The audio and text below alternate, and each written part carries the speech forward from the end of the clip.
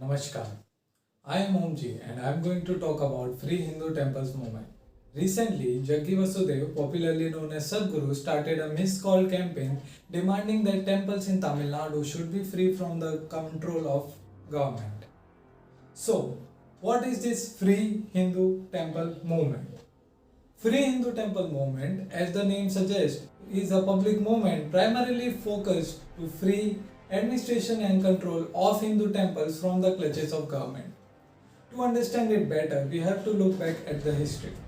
It all started with the Madras Regulation 7 of 1870s, which was introduced to control the temples and mosques. Because this British colonization project faced backlash from the Christian Orthodox lobbies, in 1840 the control and administration of some temples was given back to the Mutts, and Mutts ran them ably and efficiently. Though it was short-lived because the Religious Endorsement Act of 1863 took back control from the Mutts and gave administrative control to the trustees of the British government. Now, the reimposition phase began in 1925 when the Madras Religious and Charitable Endorsement Act was introduced. To understand it better, Madras Religious Charitable and Endorsement Act was introduced for all Hindus, Muslims and Christians.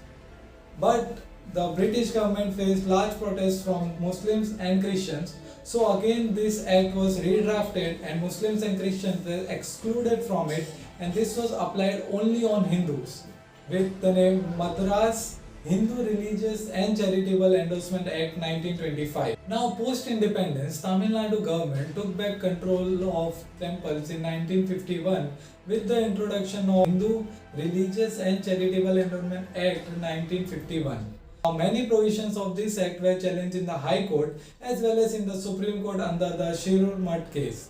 Supreme Court even struck down many provisions of this act. So, with some changes, this act was reintroduced as Tamil Nadu Hindu Religious and Charitable Endorsement Act 1959. So, you might be thinking, does the constitution allow state interfering with religious matters?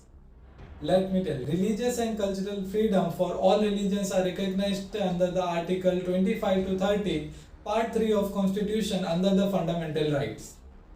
Now, the right is however subject to regulatory power of the state under the Clause 2b of Article 25, meaning that secular activities connected with religious institutions can be regulated. Here is a graphic chart produced by Swaraj magazine comparing the legal rights of Hindus managing their temples with the legal rights of Muslims, Christians and Sikhs.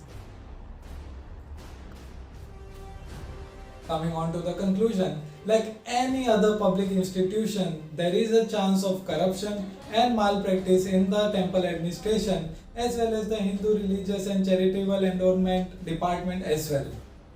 But then, after the first such law to nationalize temples was introduced in Madras in 1920s, several issues came into light, such as Dalit not being allowed entry into the temple or none other than Brahmins being trustees.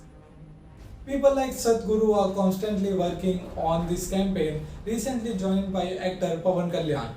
This campaign is more about freeing the temples from the corruption and malpractices and using temple funds for temple activities instead of administrative purposes, including setting up of Ved Pathshalas and Goshalas. All hundi collections are deposited in the designated bank account of the temple. Of this, 14% goes in the administration fees, 4% is the audit fees, 25 to 40% as salaries, and 1 to 2% for prayers and other festival expenses. This way, 67 to 70% of the temple income is used for non-temple or mainly administrative purposes. वो मंदिर जो हमारे अस्तित्व और वजूद की पहचान, हमारे मंदिरों को आज खुद का ही अस्तित्व बचाने के लिए संघर्ष। Sometimes nothing at all.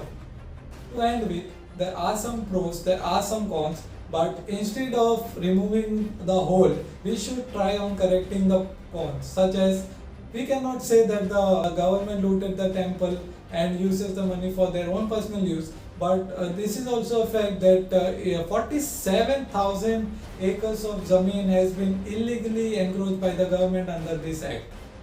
So we must try to work on possible solutions instead of fighting for one cause.